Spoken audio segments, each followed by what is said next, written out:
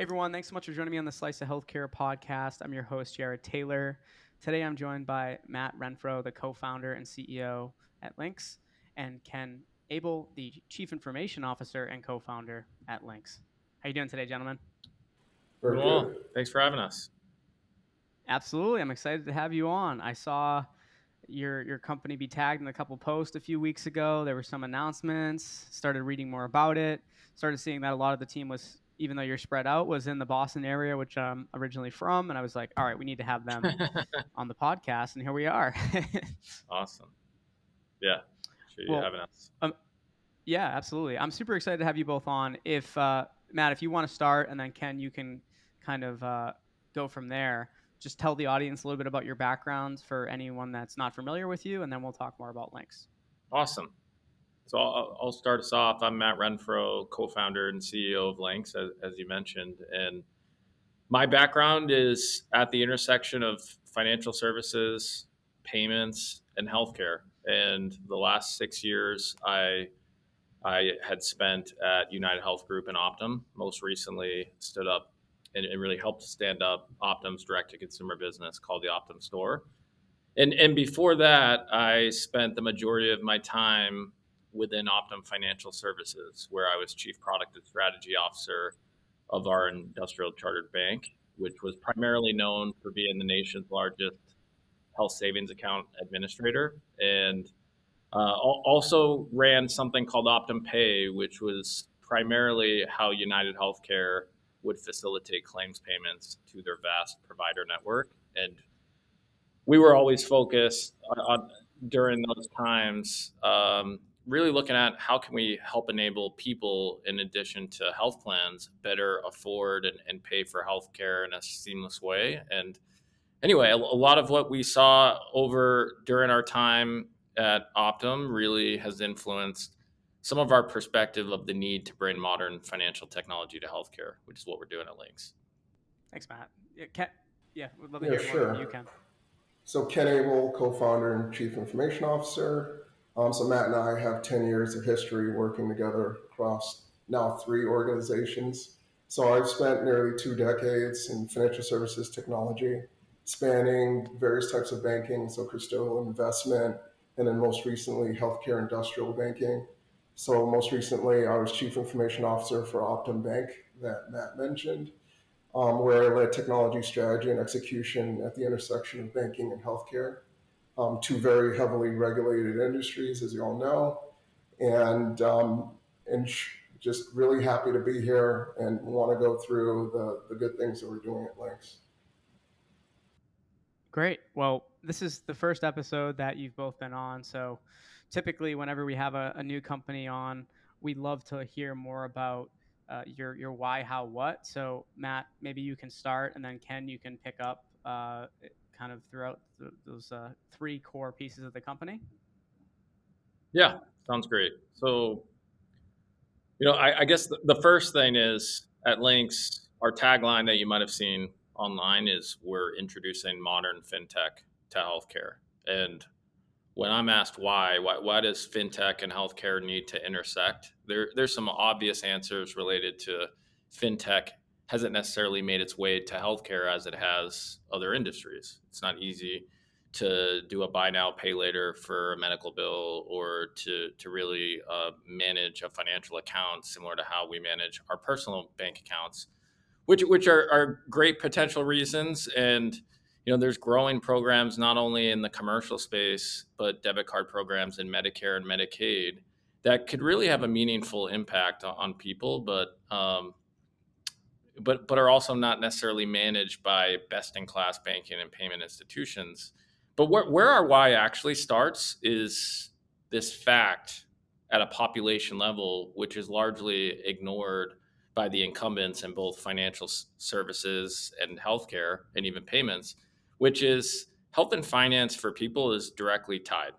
And when you look at someone with a lower socioeconomic status or their socioeconomic status decline, their health status tends to follow, which manifests itself in poor outcomes for that person's wallet and their personal health. And because of these industry silos, we see massive opportunities to drive enhanced affordability, to drive health engagement and financial security for all spectrums of Americans through closing this gap between health and finance. And that's really what, big picture, what we're going after. Our mission is to close this gap between health and finance for all Americans through the introduction of the most modern financial technology to healthcare. So that's our why. And Ken, maybe I'd flip it over to you if there's anything you'd add there before going into the how and what. No, I think that's right. If we boil it down to three things, it's improving engagement in healthcare, leveraging the financial services and banking engagement you get from individuals. There's introducing or improving the electronic payment processes, so making payments easier for individuals, and then closing the gap between the payer and the payment solution, the payer and insurer medical claims process, and the payment solution, making those two tied together so that it's easy for the member to understand the status of their claims and the status of their payments. Imagine, Matt, the added drama if Ken said that's actually wrong. That's not what. Hey, That's not what. I don't know where he's going with this, but that is not what we discussed. That would have been drama filled. People would have been like, "Whoa, wait a second." No, that's what we we expected to hear, Ken. So I'm glad that everything lined up. Would maybe you guys can do a similar approach to the next question as far as this is why I'm always curious, right? People, Simon Sinek says people are interested in your why, how, what. So that's why I've always focused in on that whenever we have someone on for the first time. So I'd love to hear kind of how Lynx works, and you can even start like by going into more of the what first if it's easier. But I know our audience would be super curious because they're always curious about learning about the newest companies and the areas that they're addressing. yeah, perfect. And our how and then what is pretty connected, but I'd say actually going into one more issue of the why. If I'm we talked about the consumer dynamics of how this health and finance is not connected. If I'm a leading health plan and I recognize that, hey, my commercial members are struggling with affordability and I want to run an innovative program that consolidates their healthcare wallet, HSAs, incentives, financing. Or I see in the Medicare space that there's growing debit card programs, and maybe I'd want to consolidate how supplemental benefits work. As a leading health plan, I don't have a payment and banking partner who can treat me agnostic to line of business and understands the strategic needs of what I'm trying to do to improve maybe star ratings in Medicare, to take out costs in commercial. And that's where we come in. Lynx is bringing the most modern banking and payment technology and e-commerce technology to healthcare that is agnostic to line of business for a health plan, where we've taken some of the learnings we've seen in Medicare, and nothing stops us from applying it to an HSA as an example. But we're bringing this modern API first and really programmatic API banking, payment, and e-commerce platform, agnostic to line of business for the plan, to enable health plans to embed health fintech services within their ecosystem, whether that is helping people pay for care or differentiating in Medicare with a new type of payment card. We are at their disposal. And the kind of secondary component is this platform, this API platform of programmatic APIs. We're not just restricted to health plans. So any tech company, digital healthcare company, there's disruptors in the payroll space, benefits administration, anyone that would see value in having a greater financial relationship with their member is able to tap into this ecosystem.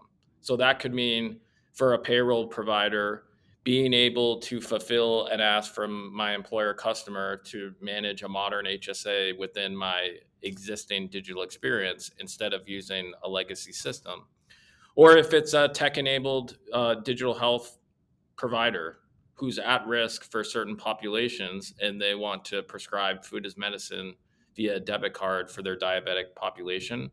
All of that is possible with our platform, and the core of this platform launches in a few months. So I probably rambled way too much for Ken to opine anymore, but would you like to add? I know. I think you covered it mostly. I would just say we reduce the need for our clients to partner with a number of different partners for their fintech needs. We aggregate a lot of those services together. And to Matt's point around our APIs, they're fully functional end-to-end services for the entire journey of that member leveraging that financial services account to pay for health expenses. Interesting. It's you guys.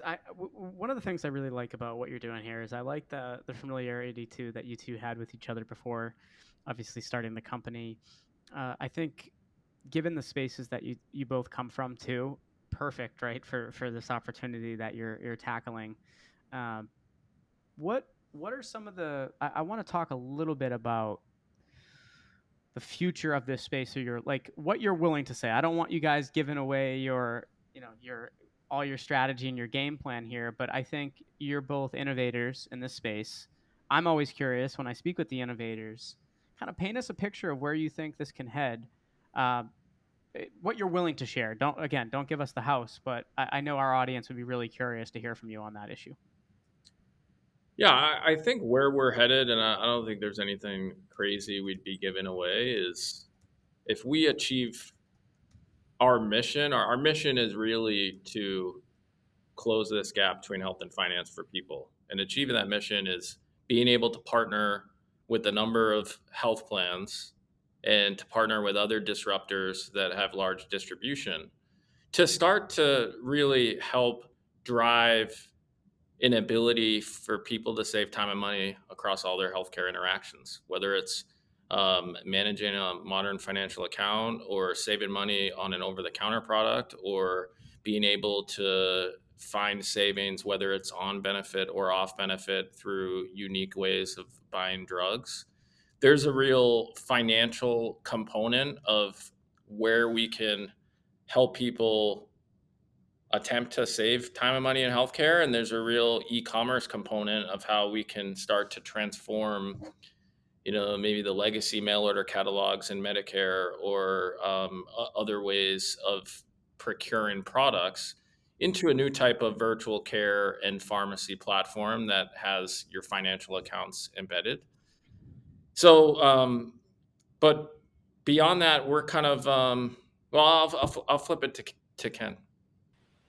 Yeah, what I would say is individuals are being asked to cover more of their healthcare expenses. And with that, there's going to be an expectation for transparency around the invoicing and what they may owe and real time processing. So moving away from multi-day settlement cycles to real time so they have a full accounting of what they owe and what options they have to pay.